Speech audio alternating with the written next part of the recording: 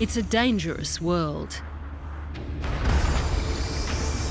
Competition is fierce.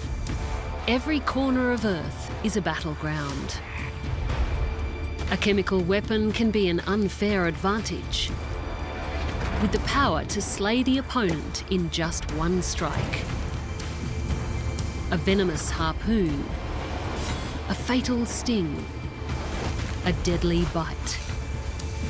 But beware the toxic defenders. Make them a meal and die a slow and painful death. In an evolutionary arms race, the world's toxic animals have pitched their poisons and venoms against each other for millions of years, perfecting and refining their lethal concoctions, concentrating death into a single drop. Hiding under the sea floor, lurking in the dark crevices of the earth, and scuttling through the undergrowth. These are the world's most toxic animals.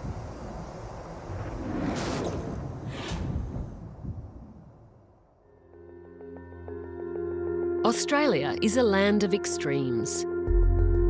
From its pounding ocean shorelines to its dry desert heart. The continent is home to some of the world's most toxic animals, and many of them are found in its harsh red centre. Here, life exists on a knife edge, and there are no second chances. Deep in a crevice, a clutch of inland taipans is hatching. One by one, tiny heads emerge, tasting the air with flickering tongues.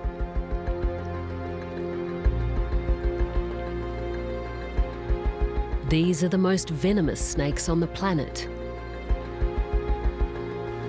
Deadly from the moment they're born. Just one bite can deliver toxins powerful enough to kill 100 humans. This first hour is their singular moment of togetherness.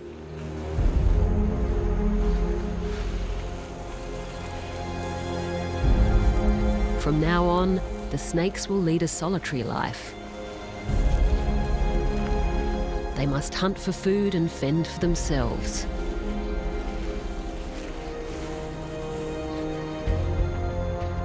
At a glance, it appears barren and empty.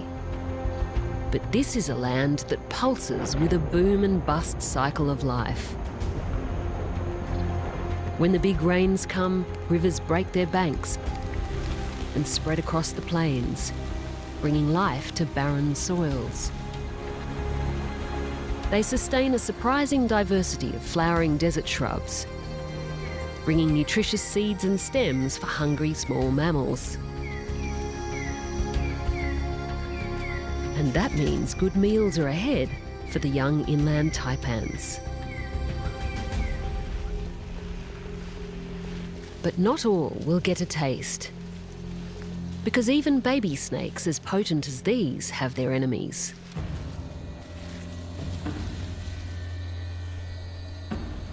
The king brown is a cannibal killer, preying on reptiles.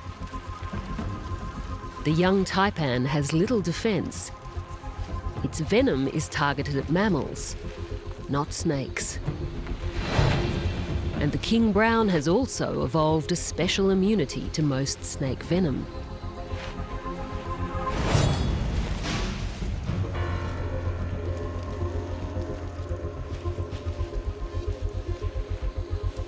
The young taipan's day as a fierce predator is over, almost before it began.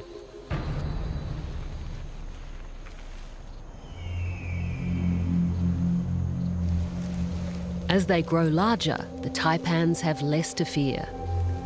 Adults can reach up to a mammoth 2.5 metres in length. Also known as the fierce snake, its name belies its true nature. It's mostly a shy reptile and rarely spotted.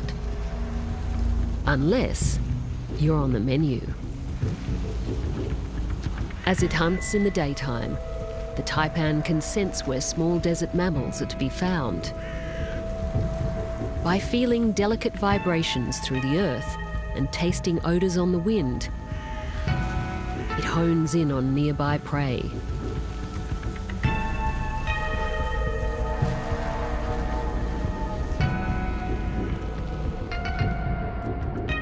This is the home of the native plains rat, sheltering from the hot sun in its deep, cool burrow. The rodent is part of the fierce snake's staple diet.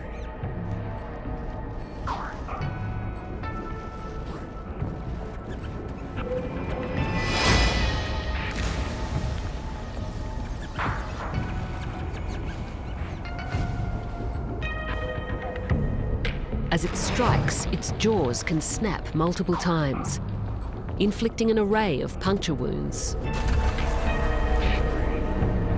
Snakes can die from the bite of a rodent if the wound becomes infected, and a fast-acting toxin lowers the chance of a counterattack. The venom is intravenously injected from glands in the snake's head through two short fangs that act like hypodermic needles. It's a potent combination. Neurotoxins bind to nerve endings, effectively stopping the transmission of nerve signals and causing paralysis. At the same time, myotoxins work on the muscles, disintegrating the tissues. As muscles weaken and breathing fails, the rat begins to suffocate. Hemotoxins are also working on the blood, causing large clots that can block arteries and stop the heart. It's not long before the rat is dead. With no way to rip apart its prey, the taipan must consume it whole. The rat is positioned for head-first entry, so the snake can swallow it with the grain of the fur. Incredibly flexible muscles in the jaw allow it to stretch wide, and elastic skin gives the snake an amazing ability to expand. Eventually, all evidence of the rat is gone. Its entire body has been disposed of. And digestion has already begun. The inland taipan is a specialist mammalian predator. This means its venom can also have a devastating effect on the human body. The first symptoms appear after around 20 minutes. They range from nausea to headaches to dizziness. The most serious early effect is disruption to blood clotting, which has the power to kill a human with startling speed, in as little as 30 minutes.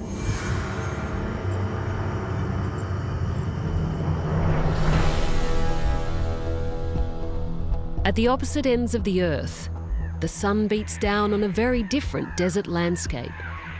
Here, beneath the giant cactuses of the American West, life and death battles are waged among its many unusual residents. Conflicts can be ferocious, even at the miniature scale. In the rubble, a camel spider is on the hunt. It's not a true spider, and looks so much like a scorpion, it's also called a wind scorpion, mainly because of its remarkable speed. Digging down in the dirt, it discovers a moth.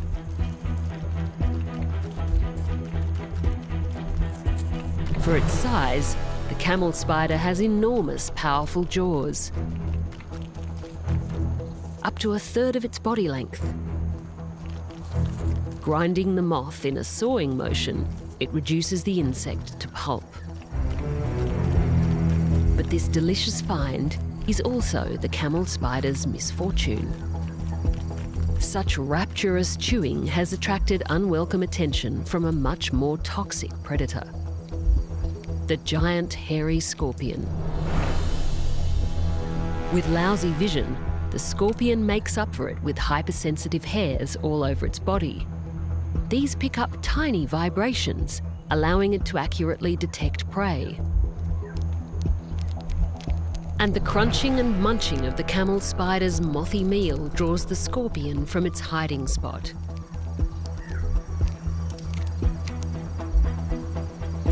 The two predators are surprisingly similar looking, but very different in their attack capabilities. Neither is willing to back down from a fight. But the scorpion's telson makes an overhead strike and delivers a lethal injection. The scorpion toxin blocks the movement of chemicals into muscle cells that allow them to relax. The result is a contraction of muscles across the body, causing paralysis. It's curtains for the camel spider, torn to pieces by a pair of much smaller jaws.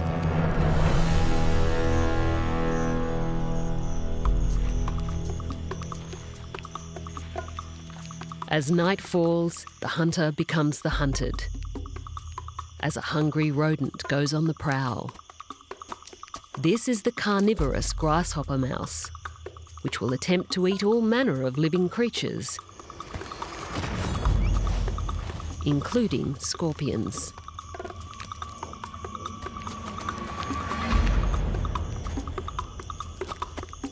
Although they have a special ability to resist the effects of the venom, being stung in the face isn't a pleasant experience. And the scorpion lives to see another day.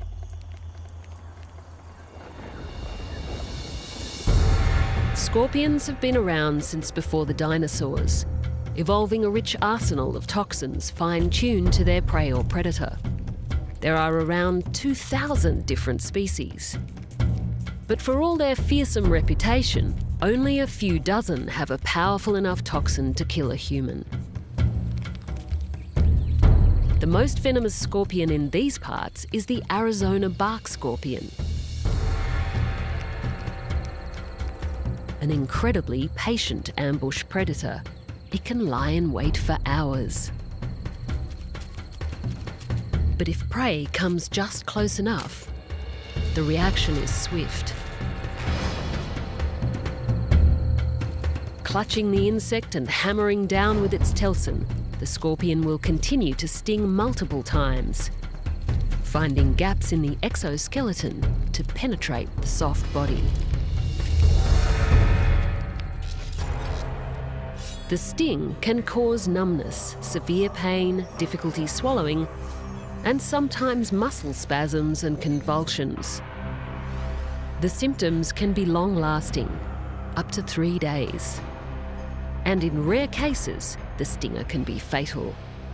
The cause of death is usually heart or respiratory failure.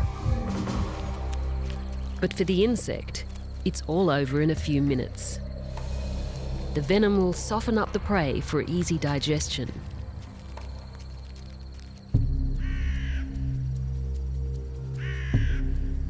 Even the smallest animals can deliver venom that's incredibly painful, like the pogo ant. These are the dreaded ants of the Apache legends. An insect so aggressive and potent, tribes supposedly left their enemies on pogo ant mounds to suffer an agonizing death. Grabbing on with their pincers, they can repeatedly sting. The venom is much more effective on vertebrates than insects, with the power to kill a mouse with a few stings. For humans, the main symptom is pain. This is due to a cocktail of toxins in their venom, said to be 20 times more painful than a bee sting.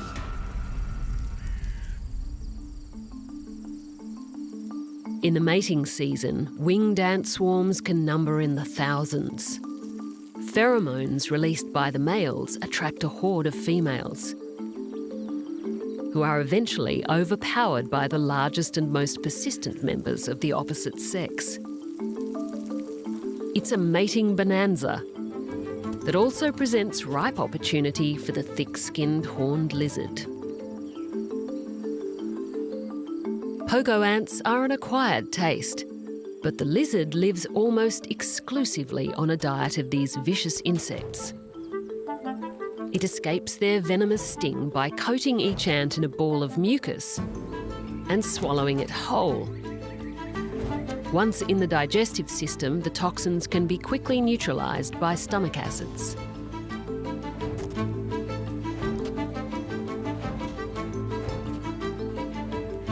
As the ants become aware of their deadly intruder, they release an alarm pheromone that attracts even more stinging ants.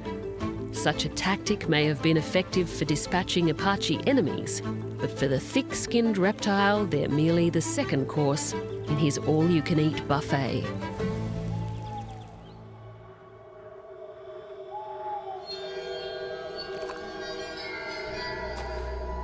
Lizards of the Sonoran Desert are not to be underestimated.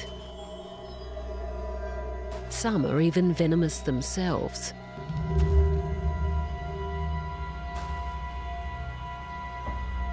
Like the dreaded Gila monster, a perfectly adapted slow-moving killer. The Gila has a forked tongue, unusual for a lizard. It uses it just like a snake, picking up chemical cues from its prey on the winds, leading the lizard onward and upward towards the smell of birds.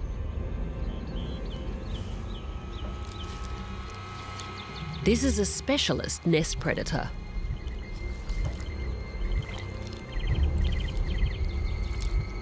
It's able to climb giant cacti and trees to raid unguarded eggs.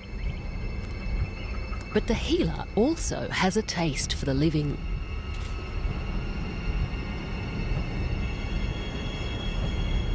And for a creche of young pack rats, life doesn't last long.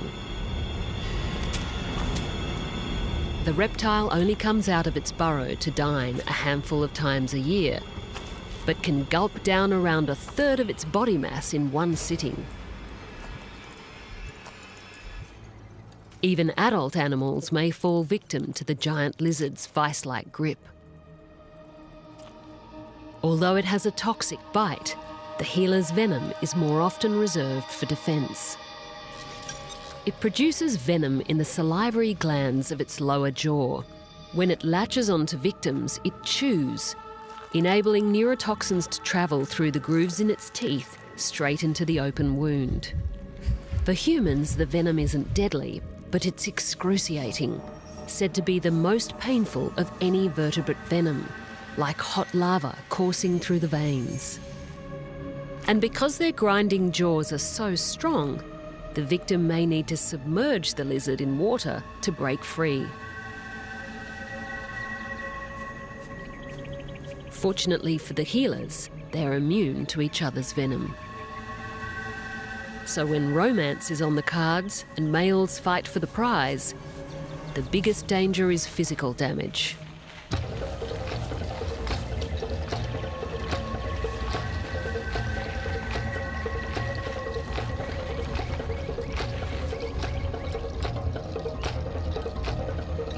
With a short, sturdy skull, its aim is to bite long and hard, potentially inflicting devastating harm.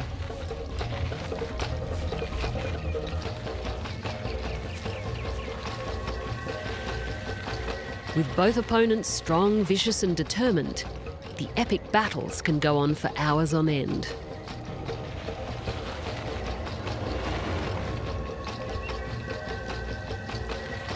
With one of the lizard's legs caught in the jaws of the other, they roll and twist until the loser finally breaks free.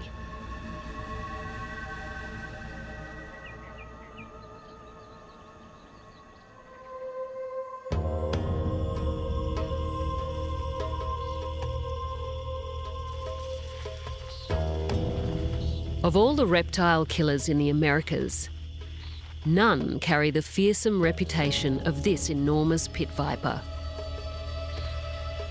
There are 13 different species of rattlesnake, but the eastern diamondback is the most intimidating. reaching up to 2.5 metres in length. It's a highly venomous killer, so it's best to take heed of its two main warning signs: the hiss and the rattle. The secret to its rattle lies in small segments of keratin that sit loosely inside the tip of its tail. When shaken, they make the famous rattling sound. The warning has one simple meaning: back off while you still can.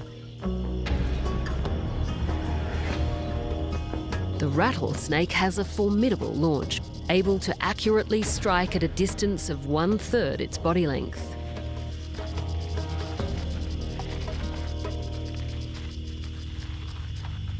It stalks prey using a unique extra sense.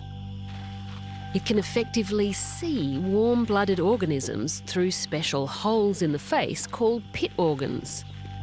These contain a special membrane that can detect the infrared, forming a thermal image of the prey in its mind. These extraordinary heat pits can detect minute changes in temperature of less than 1/100th of a degree.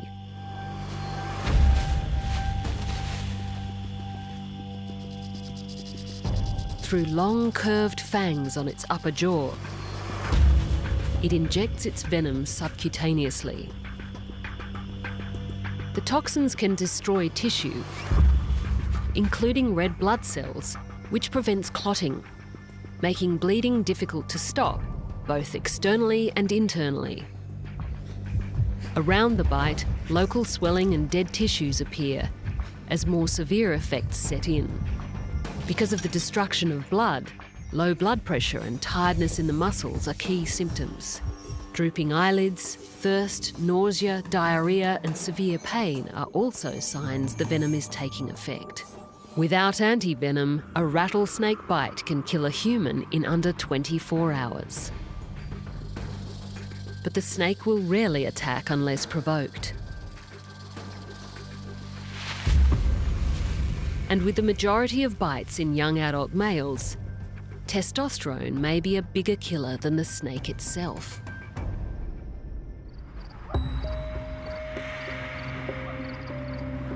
While extreme desert conditions can be a recipe for extreme adaptations and fearsome killers,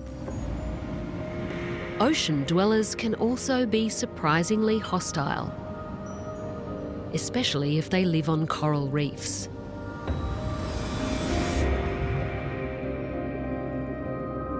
Here, an extraordinary array of creatures must occupy limited space and find a way to survive constant confrontations.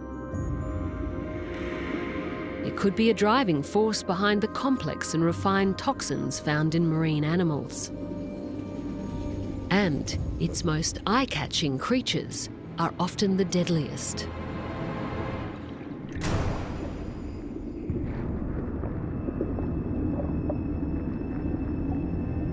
This miniature, brightly decorated cephalopod has a venom 1,000 times more powerful than cyanide. The blue-ringed octopus. Its name indicates its most dangerous state. When the animal is disturbed, iridescent blue rings manifest across its skin. These warning signals can flash at a rate of 3 times a second, which it controls by contracting and relaxing pouches of skin around the markings. The parts that reflect bright blue and green light are called iridophores, and around these rings are dark pigmented chromatophores, which can expand to provide a dark contrast, accentuating the bright rings. It's a dramatic and deliberate show of alarm.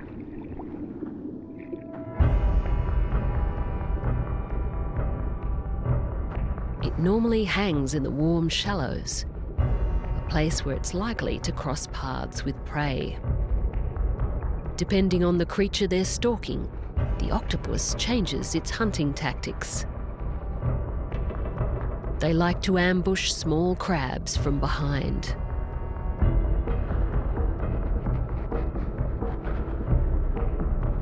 But this crustacean has become aware of its stalker.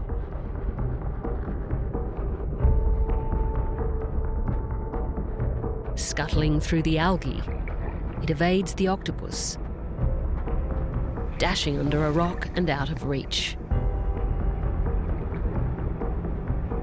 But octopuses are clever and patient. And when the crab emerges, the blue-ringed octopus resumes the hunt. This time, it's a surprise attack.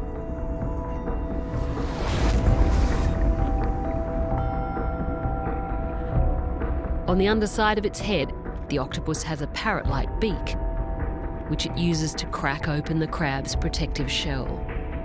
As it bites, venom is injected from the salivary gland.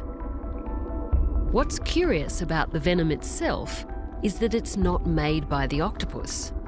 Instead, it relies on marine bacteria to synthesize it. They appear to have a symbiotic relationship with their host. The bacteria gain a safe haven to live, eat and reproduce, while the octopus gains a formidable chemical weapon by utilising the tetrodotoxin the bacteria produce.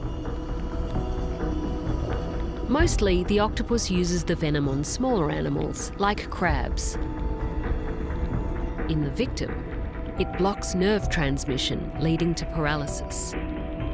The crab remains conscious as the octopus tears its body apart, piece by piece.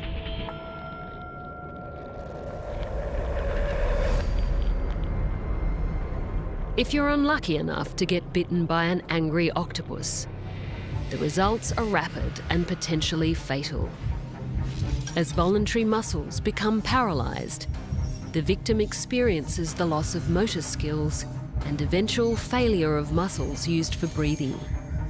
Death usually occurs from a lack of oxygen, and this can happen within minutes. Although there's no antivenom, if artificial respiration can be continued until the toxin wears off, there's a decent chance of survival. Thankfully, the octopus is mostly active at night, spending most of the day resting in whatever crevice it's made its home.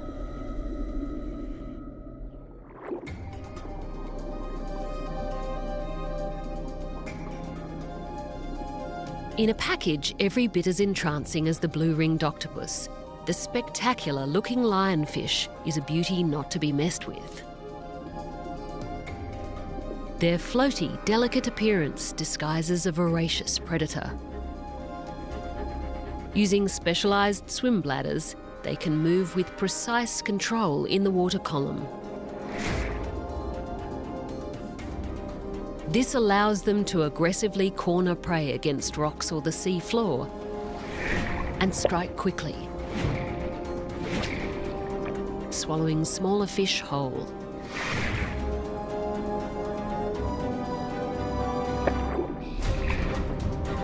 As they close in, they also blow water jets to cause confusion and position the target for a head-first entry. Down the hatch. With extremely venomous, painful spines, anyone who tries to handle them is in for a nasty shock. When the spines pierce flesh, toxins rush out from venom glands in 2 grooves in the spines. The stings are not fatal, but the pain is so overwhelming it can cause sweating, nausea, and even respiratory distress, depending on the number of spines penetrating and the individual's sensitivity to the venom.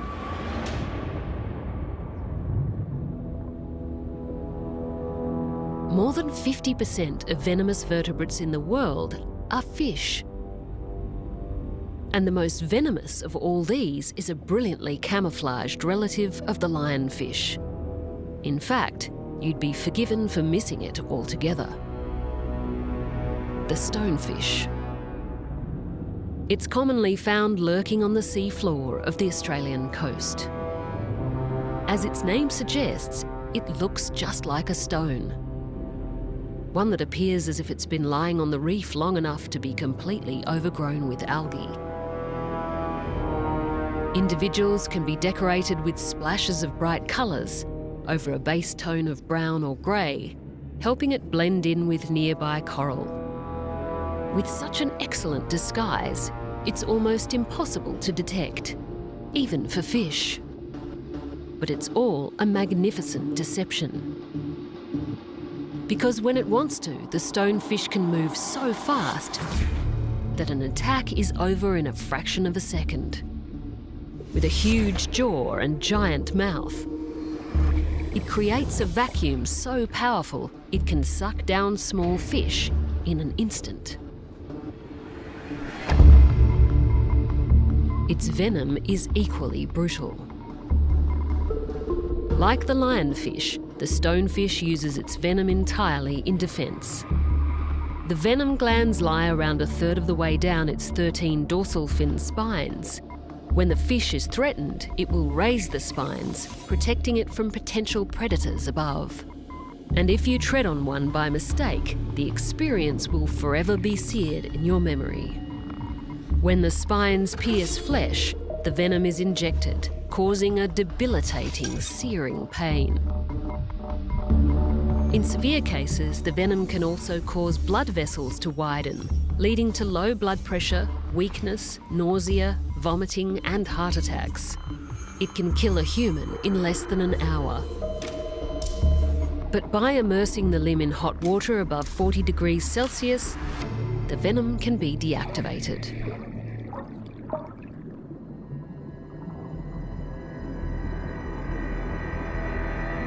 Venomous animals are often referred to as poisonous, but they are quite different.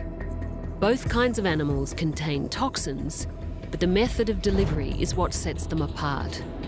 Venom is injected into the flesh, travelling through tissues or vessels to achieve their result, whereas poison needs to be touched, inhaled, or ingested.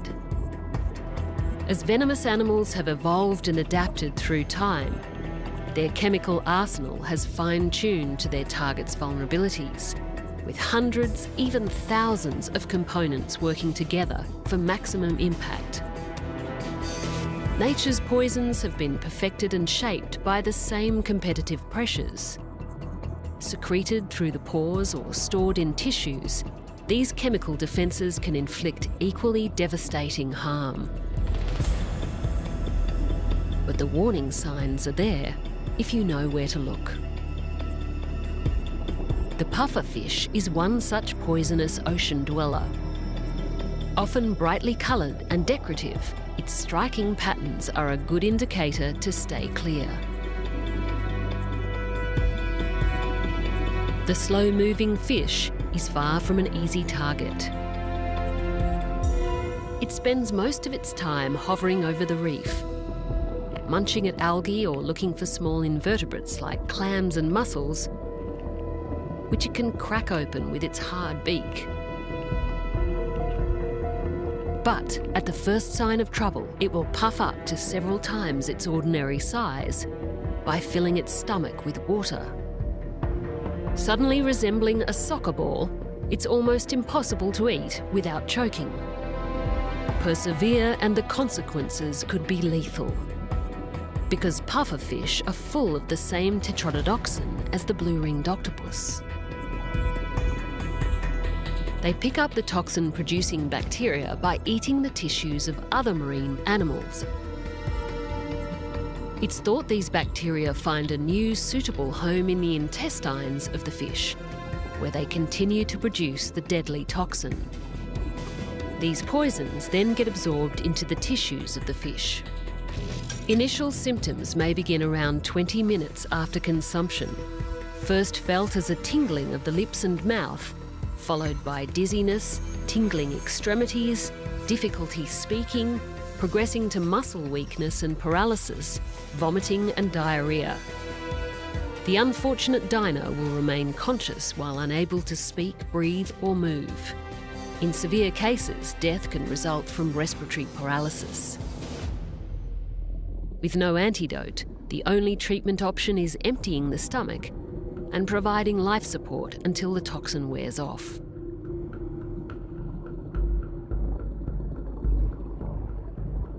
Despite such a formidable defence system, the pufferfish is not immune to attack in the marine environment. And sometimes it's the most innocuous-looking landscapes that prove the deadliest. On the ocean floor, a strange predator lurks, with a lightning-fast ambush prepared.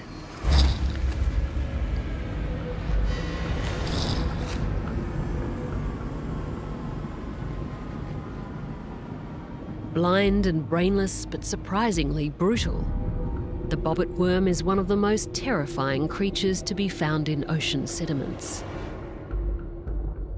It can reach up to 3 meters in length, but its long body is often entirely hidden. That's why it's also known as the sand striker. As it lies in wait, only a fraction of the animal is visible. Its oddly shaped head with 5 tiny antennae protrude from the sand to feel disturbances in the water column, like the delicate currents from a hovering pufferfish, unaware of its predator below.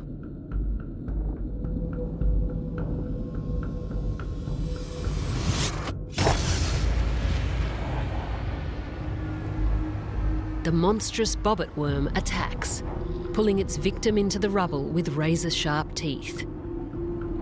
Such is its strength, it has the power to slice a fish in half. Even the poisonous puffer has little defence against the fury of a bobbit worm attack. With fish seizing their struggle within minutes of capture, scientists speculate that their jaws may connect to venom glands which help stun and digest their prey.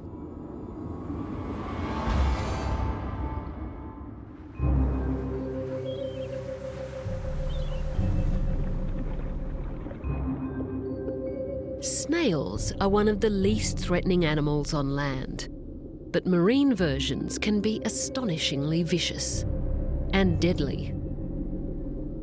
Like their terrestrial relatives, they're slow-moving. But this textile cone-shell snail is rapidly closing in on prey. It hunts other snails, sniffing them out with its oral siphon.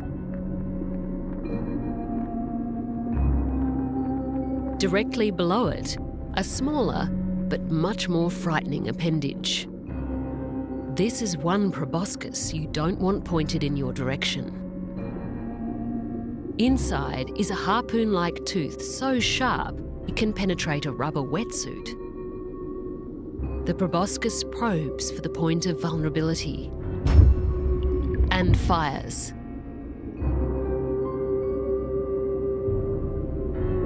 Envenomated, the snail will slowly be sucked from its shell and eaten.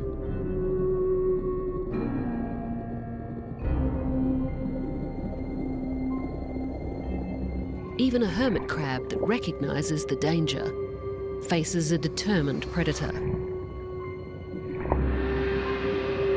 Desperately hopping away, it has speed and some extra legs on its side.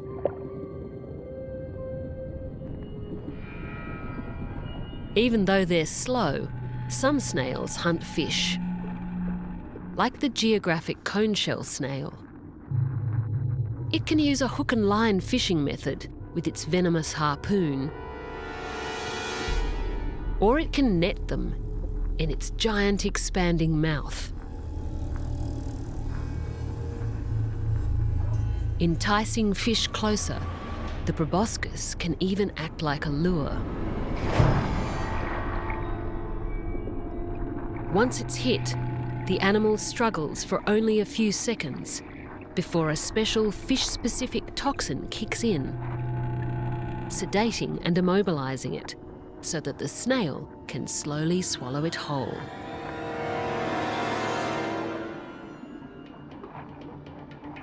By hunting at night when fish are resting, the cone-shell snail gains an extra advantage.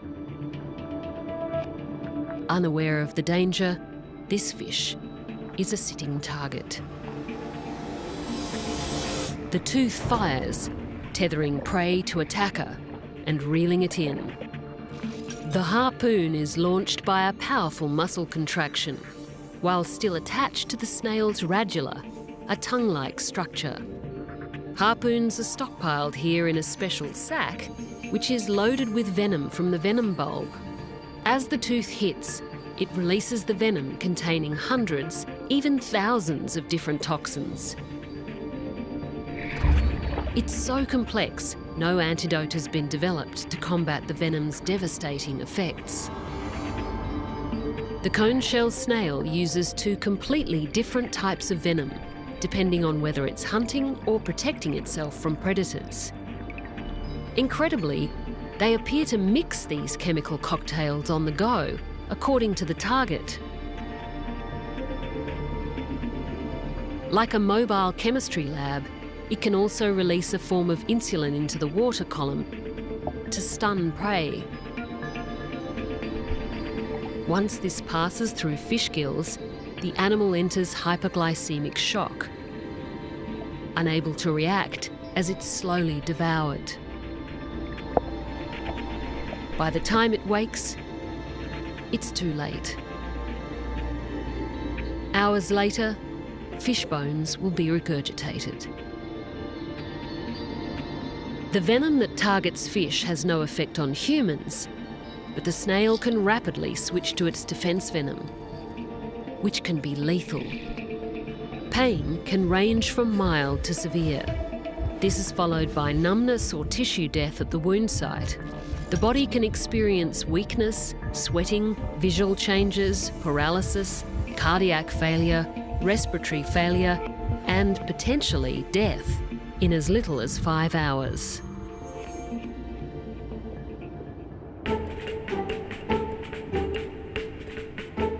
On a different part of the reef, a small predatory mollusk shuffles across the seafloor. In an outrageous smorgasbord of forms and colorations, the nudibranch is perhaps one of the world's most surprising venomous animals. Described as psychedelic thieves, they don't produce any toxins of their own. They steal them from others. These flamboyant robbers prey on cnidarians like soft corals, jellyfish and anemones. And in the process, appropriate their stingers in the most fascinating way. Cnidarians normally deter all sorts of predators with microscopic harpoon-like structures called nematocysts, which fire from their tentacles. But these defences are rendered impotent by the colourful sea slug, which covers them in slime as it overpowers them. This appears to stop many of the nematocysts from firing. The nudibranch's mouth and throat are also lined with a tough tissue called chitin, and this helps them eat their prey without being harmed. Discs of chitin also protect their insides. Any unfired nematocysts that make it through this digestive process are stored in special pouches that extend up into their brilliantly coloured exterior appendages. These decorative fan-like structures are actually gills, called serrata, and this is where the stolen nematocysts are fired from. Like tiny grenades, they're launched in defence, depositing their venom inside attackers. But they can do more than just steal the stingers. Some even absorb toxins from sponges, making them poisonous to eat. The ability to disable and evade the sting of nematocysts is a remarkable, if not envious, trait. Because some of them can be extraordinarily potent.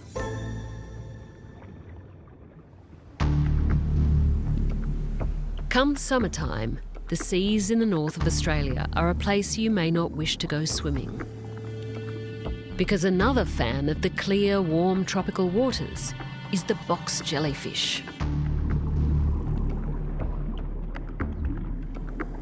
Jellyfish have the oldest venomous lineage, dating back 700 million years.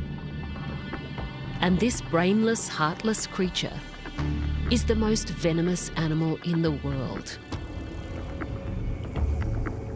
In the last 70 years, more than 5,000 people have died from its toxins. The box jellyfish gets its name from its strangely cubic body. Even without a nervous system, they manage what many other jellyfish can't do. They can swim.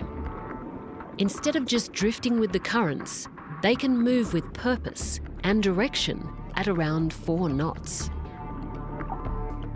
They have multiple eyes, even though it's uncertain how they process visual information. But it's their tentacles that induce the most fascination and fear. They have 15 tentacles attached to each corner of the cube, a total of 60, which trail behind them for up to 10 feet. These stingers can tangle around the body like sticky bootlaces. And they're loaded with venom and ready to fire.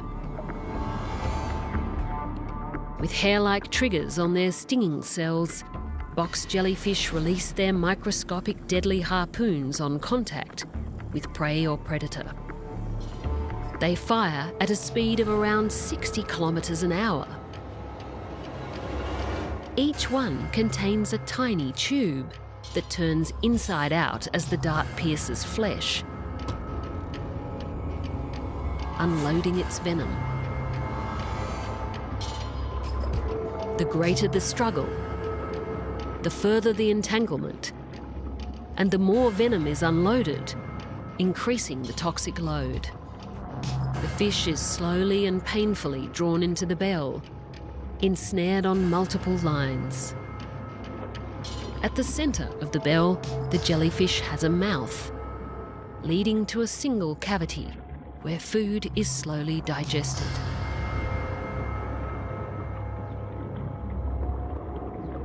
The box jelly is so lethal because it can fire hundreds of thousands of these miniature hellfire missiles at once, unleashing a toxic tidal wave so powerful it can stop the human heart in less than 5 minutes. The first sensation can be compared to dozens of needles piercing the skin or a branding hot cattle iron, followed by the rapid loss of motor skills and breathing. The venom contains proteins that can puncture red blood cells, causing them to leak huge amounts of potassium, which can cause a heart attack. If fatal, most casualties die from cardiac arrest.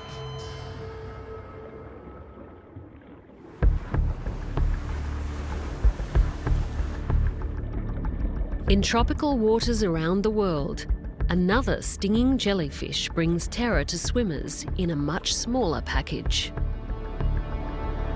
The Irukandji are almost invisible. Transparent and small, with a bell around the size of a sugar cube, they have only 4 tentacles. Yet in Australia, they put more people in hospital each year than snakes, sharks and crocodiles combined. And because they're so small, they can easily pass through the sea nets used to filter out box jellies. Tiny clusters of nematocysts on its stingers do more than just fire venom. They act as a bait for prey. The Irukandji flick and twist their tentacles, attracting the attention of small fish. To them, the tiny dots look like morsels of food. As they head over to investigate, they're envenomated, most often right in the mouth. Unlike the box jellyfish, the initial sting can be mild, meaning the Irukandji can go unnoticed. until the effects escalate into a horrendous combination of symptoms known as Irukandji syndrome. Around 20 minutes after the nematocysts have fired, severe pain sets in, sometimes right through the body. Difficulty breathing, constant vomiting, and intense cramps may follow. But the most disturbing effects can be psychological, including an impending sense of doom, agitation, and an unnerving feeling across the skin. Severe hypertension can lead to heart failure or brain hemorrhaging. With no antidote, doctors can only treat the symptoms as they come. And the Irukandji threat is a problem that's not disappearing.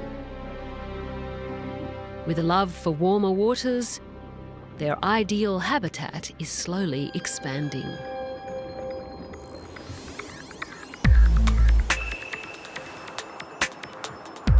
Across the world, more than 100,000 animals produce venom or poison.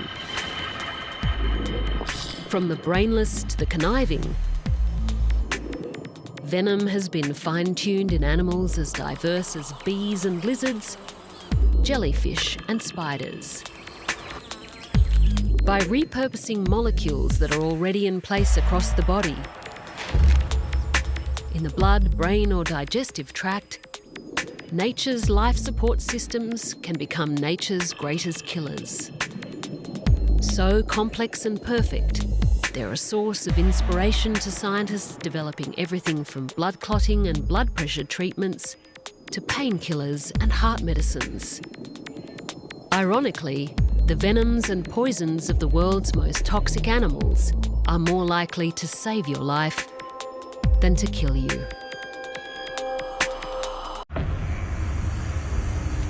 It's a dangerous world. Competition is fierce. Every corner of Earth is a battleground. A chemical weapon can be an unfair advantage, with the power to slay the opponent in just one strike. A venomous harpoon, a fatal sting, a deadly bite. But beware the toxic defenders. Make them a meal and die a slow and painful death.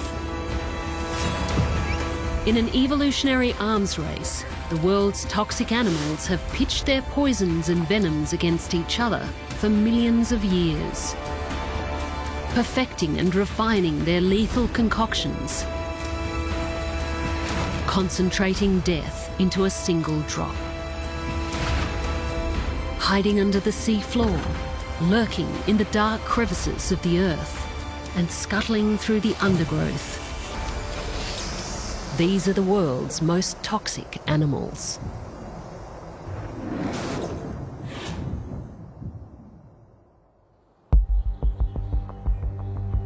Earth's forests teem with life.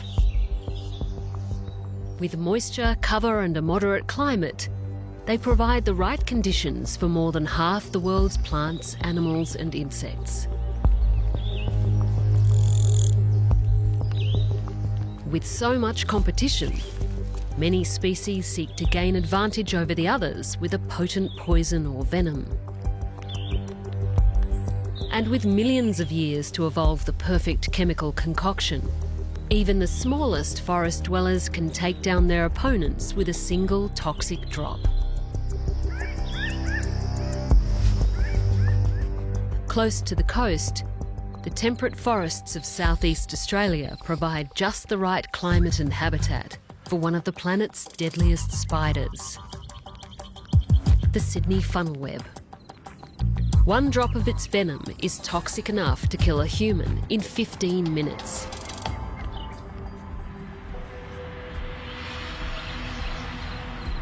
It dwells in bushlands and gardens, sheltering between rocks or logs in a burrow lined with silk. The web is distinctive, a funnel-like entrance created by a mass of irregular silk trip lines. Even the lightest footsteps across this elaborate booby trap are sure to be detected. Just below the rim, a female funnel-web spider lies in wait. Her front legs on the silk strands, on the alert for tantalising vibrations.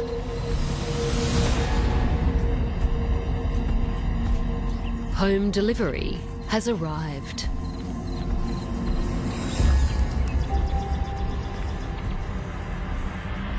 The cricket is taken down into the spider's den, a dark, damp lair from which it will never return. The females rarely leave their burrows, but the males will hunt outside when it's humid.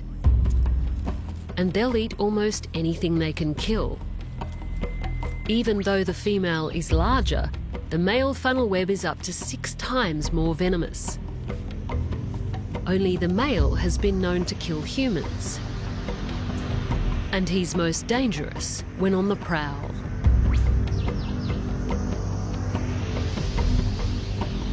Rising up into a strike position, the spider bites with a force powerful enough to penetrate a human fingernail or an insect's tough exoskeleton.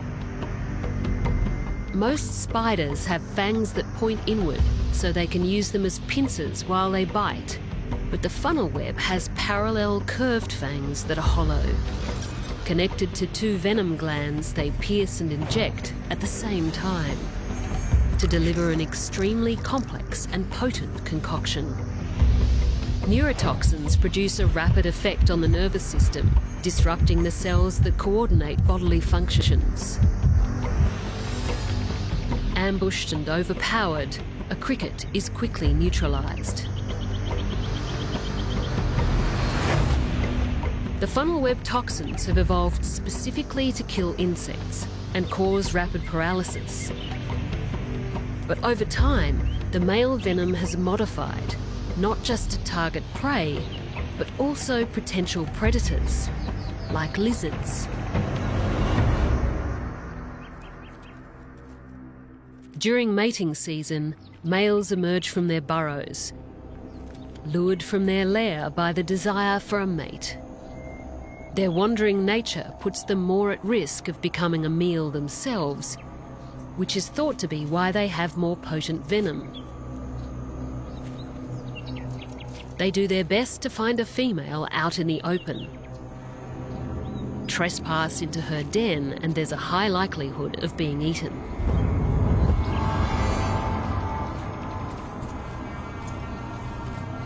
Mating is a highly risky act for the male, even out in the open. If his courting moves aren't successful, or if he doesn't escape quickly after copulation, he may still end up as her next meal. He quickly transfers his sperm packet and beats a hasty retreat. Lucky to be alive. The Sydney funnel web spider is found in a 100-kilometre radius of Australia's most populous city. Like us, they like to live near water. As they hunt for a mate, males may wander into the domain of humans, under garden equipment or into homes. Funnel webs will die after a short time in direct sunlight, so they're drawn toward humid and dark hiding spots. When cornered, the spider is ready to defend. It often strikes repeatedly, envenomating multiple times. And in an unfortunate evolutionary accident, both insects and primates are extremely vulnerable to male funnel web venom. It contains a neurotoxin called robustoxin. It works specifically by causing nerves to constantly fire across the body. First signs are pain at the bite site, then tingling around the mouth and headache, progressing to sweating and muscular spasms. A racing heart combined with respiratory distress can be a deadly combination. The most dangerous place to be bitten is the torso, where no tourniquet can be applied, and where death is almost certain.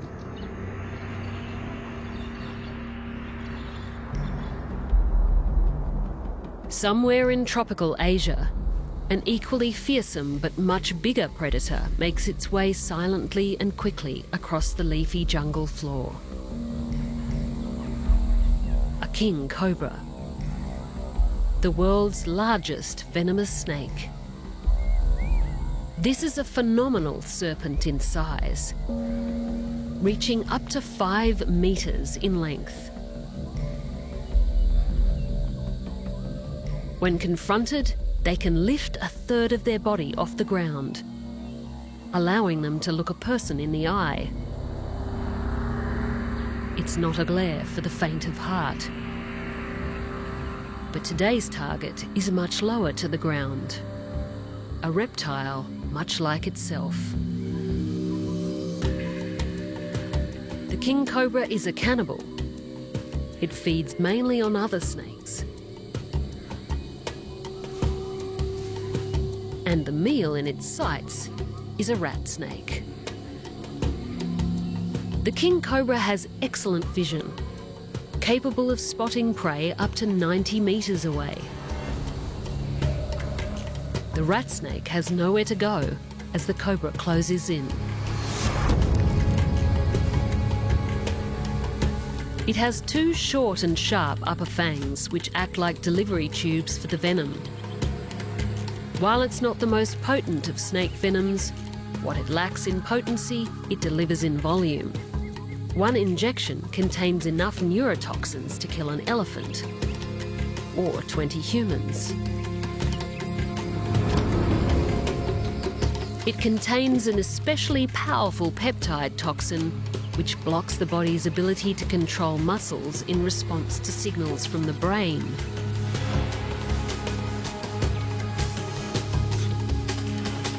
The rat snake does its best to defend itself, but its bite has little effect on the king cobra. Even multiple hits to the face don't deter its attacker. The rat snake isn't venomous, and even if it was, the cobra has a special protection.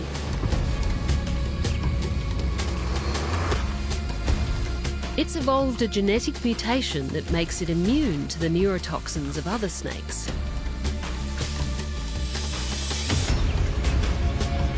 Their venom is unable to latch onto receptors on the cobra's cells, allowing it to subdue its prey without fear of life-threatening retribution.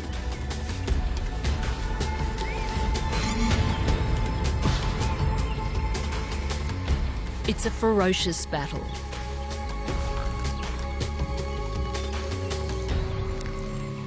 After several envenomations, the rat snake finally succumbs to the cobra's toxins. A slight shift of position, and the cobra begins swallowing the entire reptile, head first. Eating an animal this long could be a challenge, but the cobra's digestive tract is a long tube, much like its body shape. And the rat snake is a perfect fit. As the tail disappears, the king cobra has once again proved it's king of the snakes. Despite being known for such bold attacks on its own kind, the king cobra is shy when it comes to humans. It will only bite when cornered or provoked. When that happens, unfortunately, humans have no magic mutation that makes them immune. If bitten, death can come quickly, in as little as 30 minutes. King cobra venom contains peptides and proteins that target nerve cells, blocking the response of muscles to neurotransmitters that normally signal them to contract at the diaphragm. The result is respiratory paralysis and eventually death. The only way out is quick access to antivenom or artificial respiration till the effects of the venom wear off.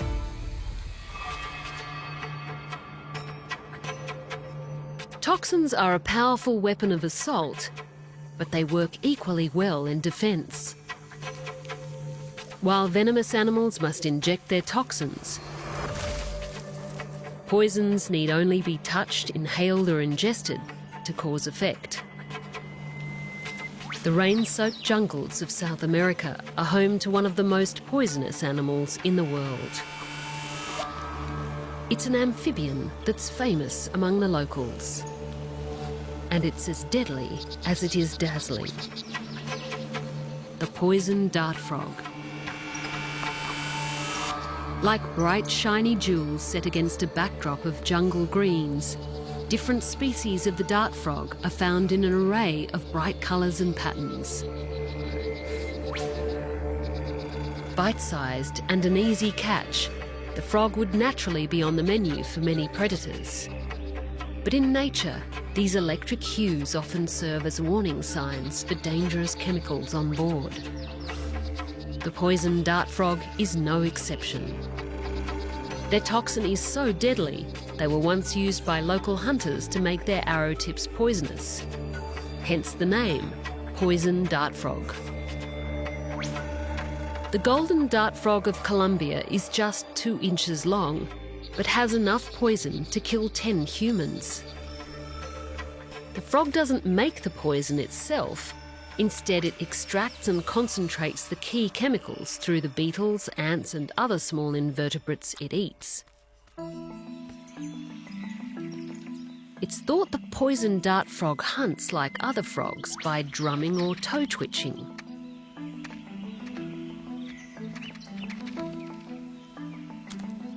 These small little movements are irresistible to prey species. And they have another trick to reel them in when they do appear. Long, sticky tongues.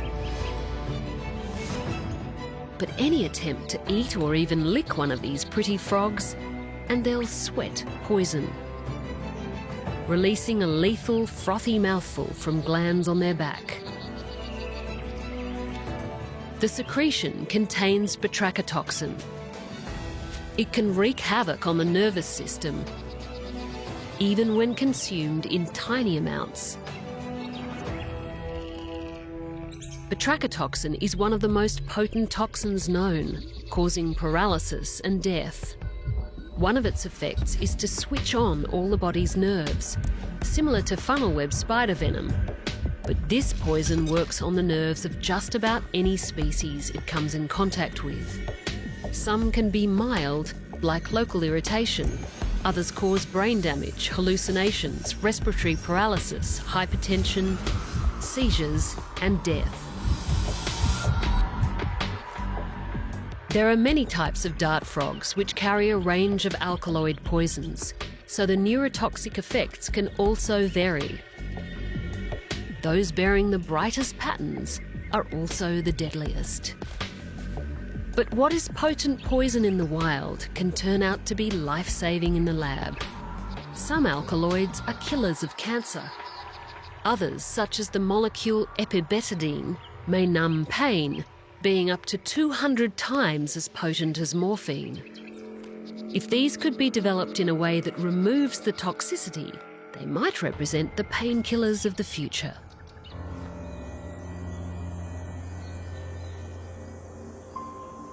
Bright colours in nature serve as such an effective warning. Some animals gain protection through a well-patterned bluff. This is a deadly coral snake, a standout with its bright rings of scarlet, black and pale yellow. But this doppelganger isn't venomous at all. It's a coral mimic snake.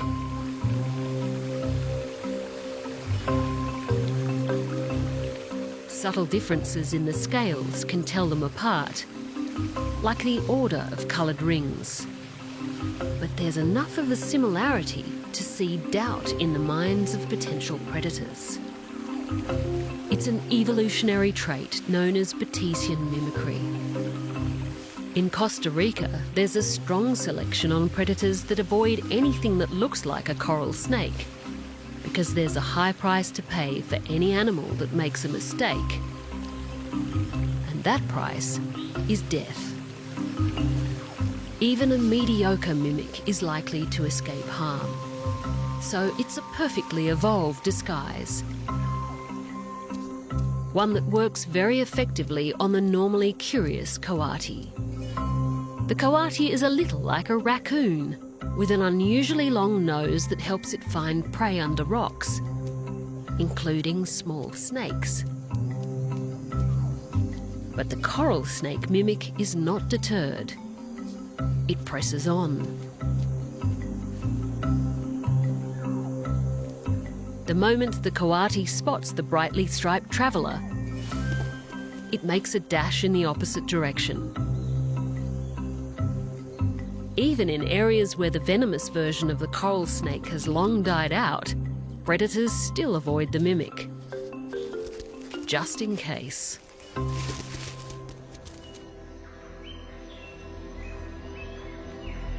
In the rainforests of Australia's north, a curious and delightful inhabitant goes about its business on a barbed pandanus leaf. This is where the peppermint stick insect spends its life, almost exclusively. It eats the plant, breeds on it, and benefits from its spiky protection. Its body neatly contained within the natural curve of the long leaf. But for nimble hunters that have no issue negotiating such terrain, the insect has a backup plan. Today, a hungry huntsman is in for a nasty shock. It approaches from behind, a particularly unwise move, because just below the peppermint stick insect's head are a pair of directional nozzles.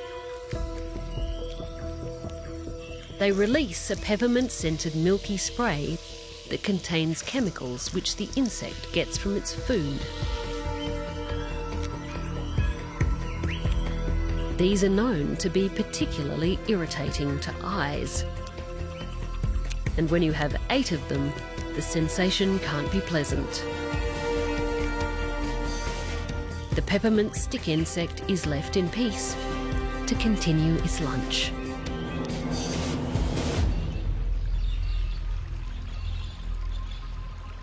When British biologists received their first specimen of the Australian platypus, they thought it was a practical joke. With different body parts stitched together from vastly different animals. It has a bill and webbed feet like a duck, a tail like a beaver, a skeleton like a reptile, and claws like a small bear, making the river-dwelling, egg-laying platypus one of the world's most intriguing animals. But it gets weirder. This small and furry conundrum is also one of the few venomous mammals. The venom isn't for predation. The platypus hunts mostly at night using its duck-like bill, which is packed with special cells that can pick up the delicate electric fields produced by prey. Like a sixth sense, they allow the platypus to locate insect larvae, crayfish and shrimp, which are often difficult to spot in murky rivers. So the platypus doesn't need venom to get its meal. Instead, it's used to get a leg up on love rivals. Produced by males mainly during the mating season, the venom is a powerful weapon against other males. A chemical firebomb that yells, "Get lost, she's mine." When they duel, they wrap their legs around each other and jab in with their short hind leg spurs.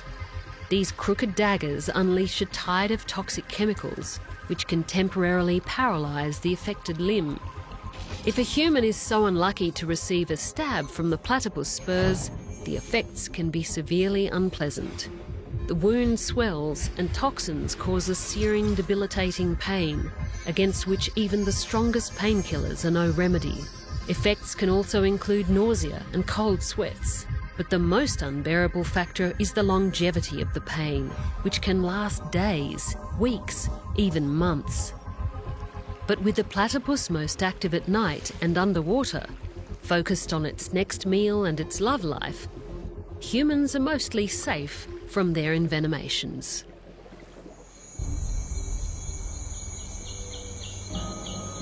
Deep in the jungles of South America, far below the forest canopy, a highly venomous nomad is venturing out for a snack.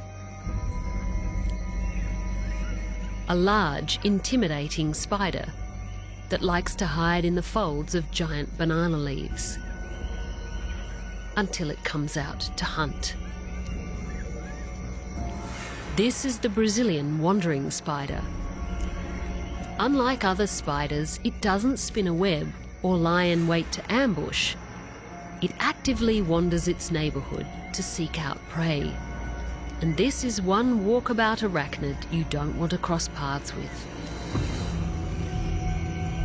It's one of the most venomous spiders in the world. Red hairs around the fangs serve as a good warning to other would-be predators to leave it well alone. And with a leg span around 15 centimetres, the spider will tackle anything it can sink its large fangs into. It only takes a small amount of venom to kill its smaller prey, like beetles or other insects. But the spider is a ruthless and cannibalistic hunter, even taking down large spiders of its own kind. And its powerful venom also works against vertebrates, widening the menu to animals like small reptiles and frogs. Once injected, the venom works to immobilize the victim. The spider can then inject enzymes that break down tissues for easy consumption. Attacks against humans are usually in self-defense, but that's surprisingly common. The spider's habit of hiding in the folds of banana leaves gives the two species a unique and unfortunate opportunity to collide.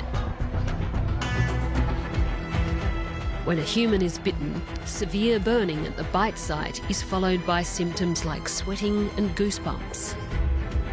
The venom contains a host of different toxic peptides that disrupt the normal function of nerve cells. This venom is mostly neurotoxic. Effects can range from high or low blood pressure, a racing or slow heartbeat, and dizziness, convulsions, and excessive sweating. But because the spider bites in self-defense, it usually doesn't unload all its venom at once, so serious bites are rare. Grasslands cover about a quarter of the Earth's land surface. To the casual observer, they may appear barren. But these prairies and savannas can be surprisingly rich, sometimes supporting as much biological diversity as rainforests. They provide critical and unique habitats for some of the world's most intriguing and toxic animals. The plains of sub-Saharan Africa are home to a particularly venomous inhabitant.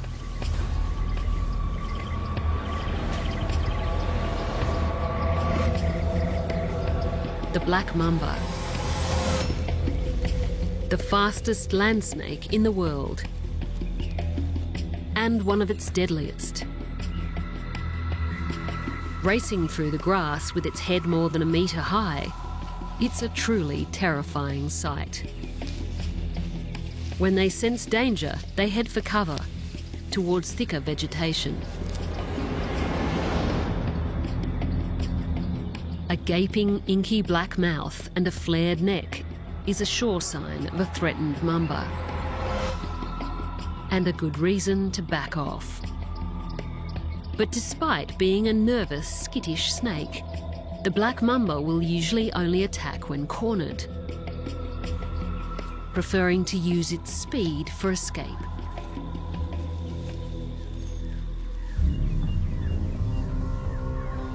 Like most cold-blooded creatures, the black mamba is active during the day. Each morning and afternoon, it can be found basking for several hours in the sun.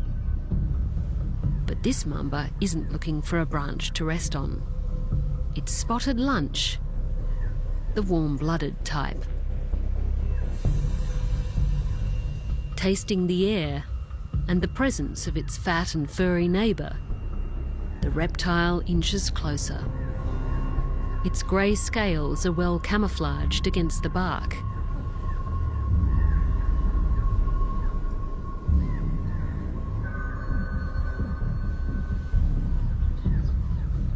As the rodent is distracted, the snake seizes its opportunity.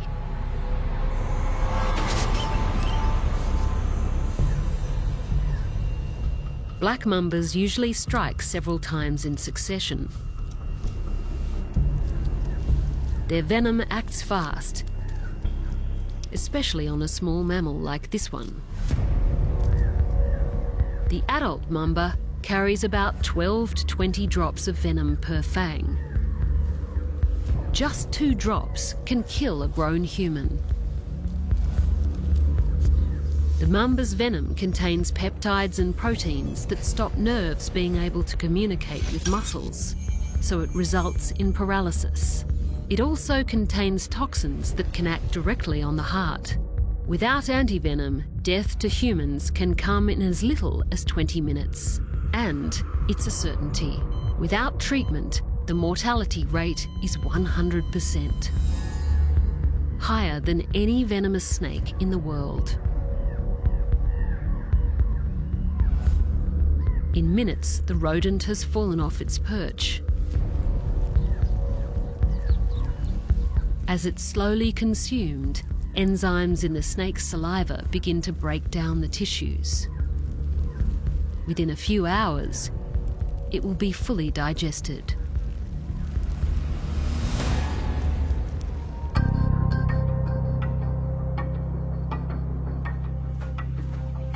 Not all fast snakes are active hunters. Across the other side of the world, the Australian death adder moves silently across the leaf litter. It's looking for an ideal location to curl up and wait. The death adder is an ambush predator. And despite a short, stumpy body, it's one of the fastest known striking snakes. When it finds the right spot, it lies very, very still, coiled like a spring. It can remain in this position for days, waiting patiently. When the right kind of meal appears, it begins to move. At first, in a barely perceptible way. Flicking like a little worm or tiny lizard. Its tail works deceptively to lure in other would-be predators.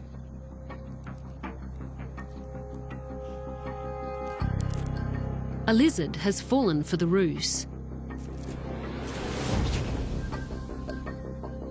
The adder's tail keeps twitching and swaying in a tantalising display, while the rest of the snake remains frozen.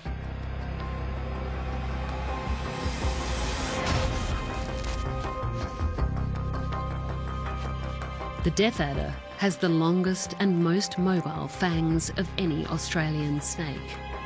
They inject a highly potent venom, and the neurotoxin quickly paralyzes the lizard. The snake waits for the animal to die before eating it whole.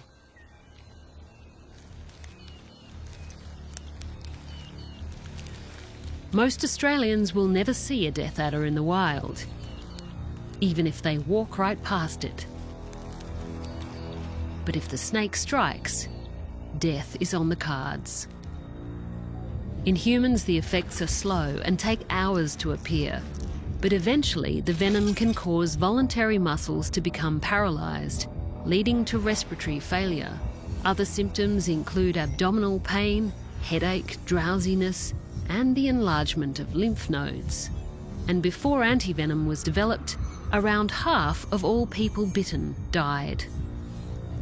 Living up to its name, the death adder remains one of the most venomous snakes in Australia.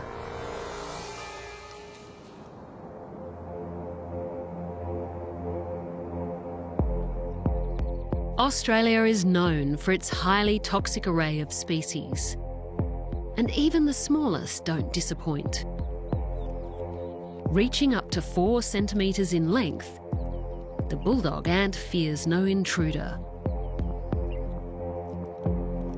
Its large compound eyes give it excellent vision.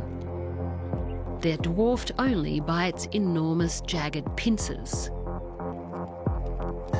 Even though they look painful, the business end is at the rear. Inside is a stinger waiting to be unleashed, and it's loaded with venom. It's closely related to the venom found in bees, but the ant can sting multiple times and in swarms. And several people have died from the effects, making it the world's most dangerous ant. Any creature that wanders into the bull ant's path is sure to feel its effects, which are both unique and severe, as this unfortunate centipede is about to discover. As the ants latch on with their pincers, they curl their barbless stingers into the victim. The ant's venom has a basic, brutal effect. It punches holes through the surface of every cell it comes in contact with, killing them. This effect is called cytotoxic. It's toxic to all cells. This makes it perfect for killing insect prey and causing strong pain when injected into any mammal unfortunate enough to be wandering near to the nest. Against a persistent mob, even the many legs of a centipede are not enough for a fast getaway. The animal is flipped over for better access to the soft underbelly.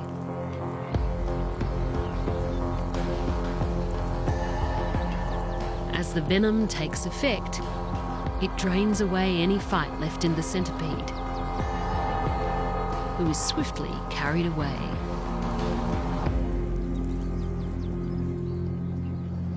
Adult ants are restricted in what they can eat by their thin necks. They favour sweet and sticky meals like honeydew on leaves, nectar, seeds and fruits, but their larvae are carnivorous.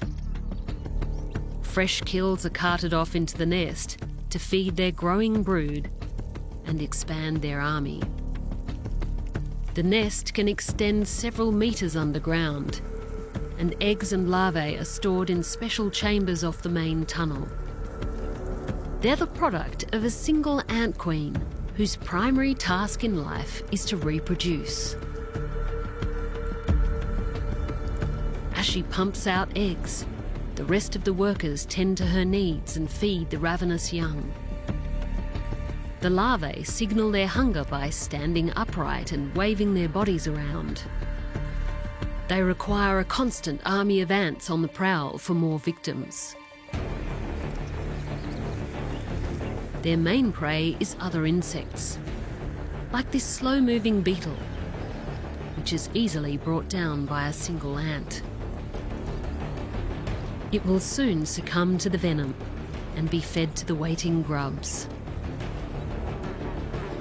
But even bees with wings and a stinger of their own can become casualties of their endless appetite. While the bee's barbed stinger is a single-use weapon, the ant stinger is barbless and can sting multiple times.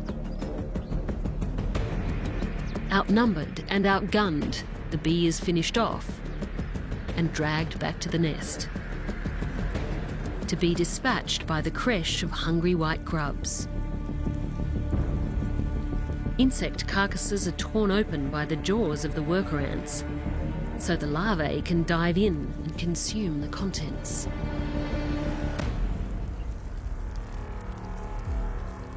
Eventually, when they've gorged their fill and fattened up, they spin themselves a pupal case of silk. It's made from small coiled proteins that wind around each other eventually forming a light and tough case that protects the pupa as it transforms.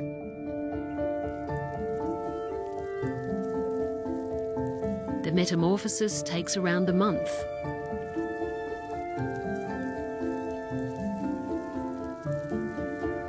As their pincers begin to chew through the case, adults are on hand to assist.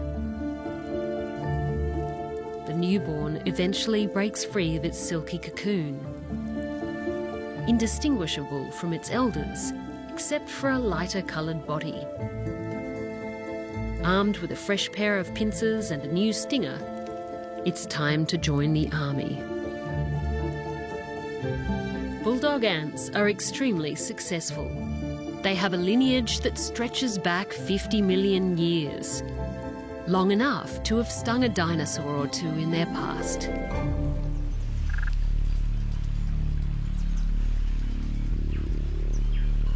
The red-bellied black snake is one of Eastern Australia's most commonly spotted snakes because it shares a love of the sun and water with humans. It likes to hang around streams, swamps and lagoons, moving between shady and sunny spots to keep an even body temperature.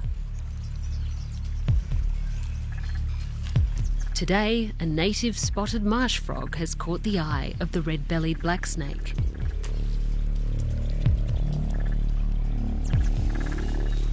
Its glossy black scales can help disguise the reptile in the creek bed. But with its back turned, the frog is a sitting target.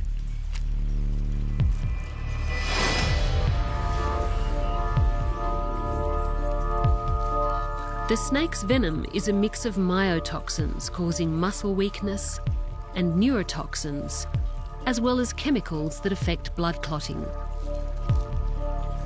Victims can lose their sense of taste and smell, as well as their life.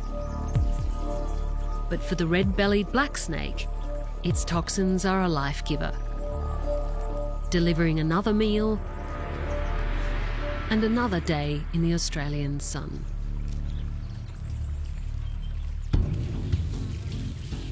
In mating season, competition for females can be fierce.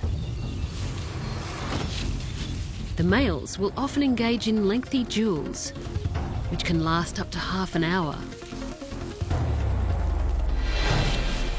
The bid for dominance can include biting. But luckily, they're immune to each other's venom. The fight becomes more like a wrestling match. Each snake attempts to push the other's head down with his chin. Without limbs, wrestling moves are somewhat limited.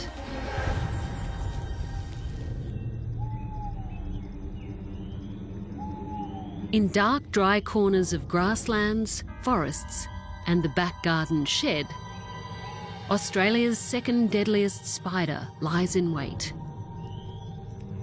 The Redback spider will live virtually anywhere there is enough food and a place to spin its web. And that often happens to be close to humans. The female is the largest of the two sexes, with a distinctive red blaze across her round bulbous back. At first glance, her web appears a tangled mess, with none of the symmetry or beauty of a traditional garden spider. But this is a finely engineered death trap. Usually constructed in the habitual pathways that target prey move along. The lower component is designed with a number of trip lines which connect with the ground under tension. And a grasshopper stumbles across one of these gossamer thin strands. Subtle vibrations travel down the trip line, and it's all the signal the spider needs. She's on the move. The grasshopper leaps into exactly the wrong position. The spider turns its back and throws line after line of special sticky silk called swathing silk, which it uses to wrap its prey in, over and over. the silk is incredibly strong and resistance is useless. Once the prey is wrapped and bitten, it's carted off to the upper part of the web, like in a giant shopping bag. As the spider travels, it disconnects and reconnects a series of silk lines to reach the spot where it can settle down and feed. The venom liquefies the insect's insides so that the spider can slowly suck them out.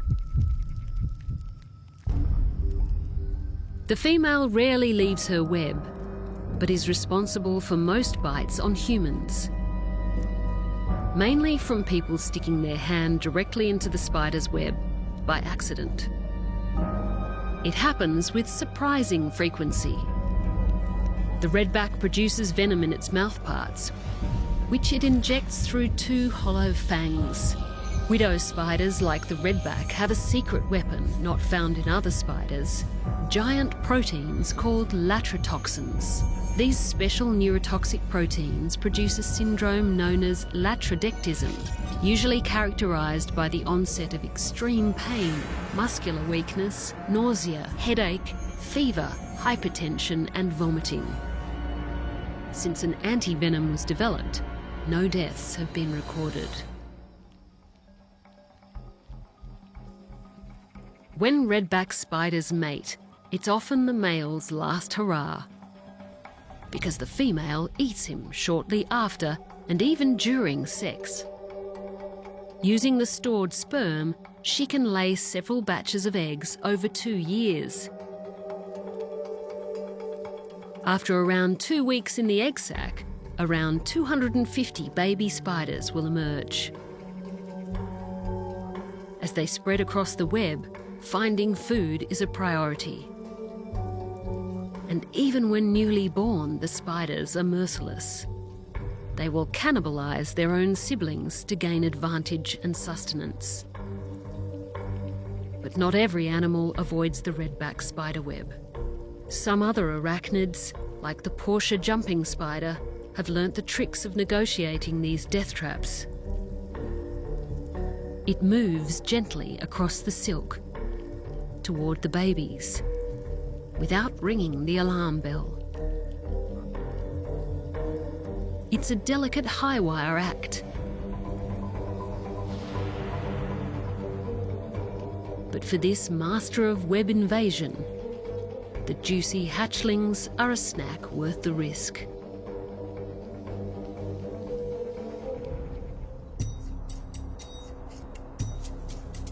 In the grasslands of Africa, an extreme ambush forager is lurking. Many other snakes are more venomous than this one, but the puff adder is responsible for more deaths on the continent than any other snake. It can be found in a wide range of environments, but is rarely spotted. Because unlike other serpents, it doesn't move to escape when approached. Instead, it relies on its marvellous camouflage, which can be so effective that the snake isn't spotted until it's too late. It may puff up and hiss as a warning, but if the warning sign isn't heeded, things can quickly turn nasty. Like other vipers, the puff adder has hollow, long, hinged fangs. When it strikes, they fold out and deliver a painful bite with a deeply penetrating venom, perfect for knocking out a rat. The fast-acting venom contains toxins that upset blood coagulation and punch holes in cells. It's a deadly mix. The tissue necrosis caused by the venom aids digestion, a process already begun before the rat is consumed. Its unwillingness to move and fast strike capabilities can also be a fatal combination for unsuspecting humans. The venom causes swelling almost immediately at the location of the bite, and rapid changes to blood pressure and heart rate, Within 4 hours, the victim can suffer internal hemorrhaging, as well as nausea, fever, and organ failure. Without treatment, death can quickly follow. A critical shortage of antivenoms in sub-Saharan Africa means many health centres aren't equipped to treat the bite.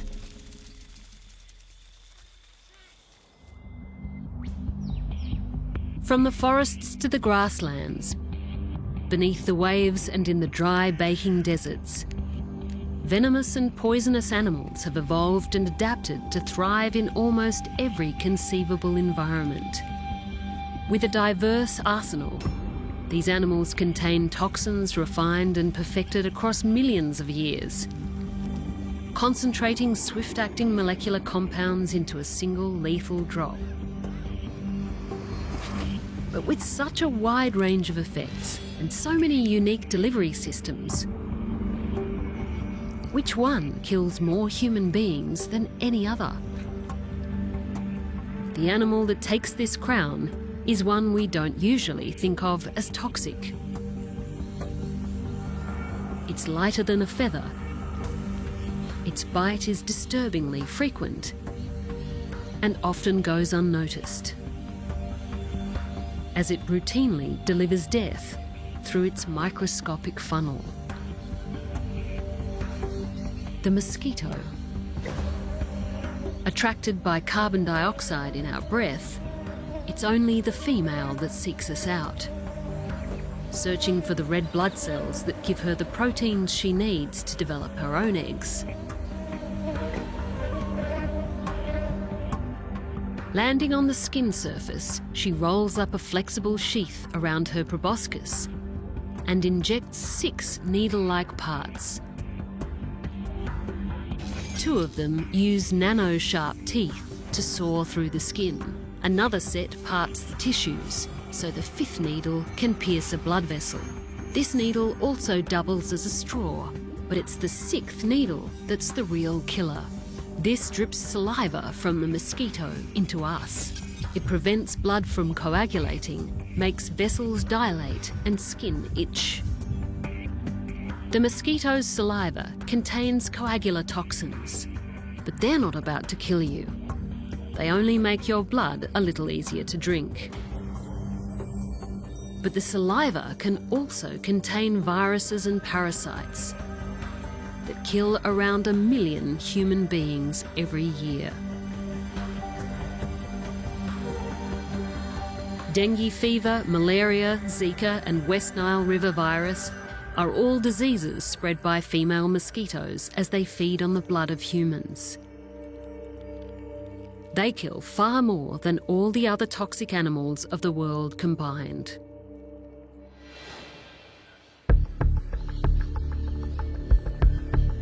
So despite all the fear that venomous and poisonous animals invoke throughout the world, what lives in the wilderness is far less dangerous than the creatures that lurk at home. It's the most exotic animals with their potent and fast-acting potions that are giving us unique and powerful insights into our own biology. It's vital to maintain and preserve this extraordinary biodiversity before we lose the chance to learn from their captivating complexity.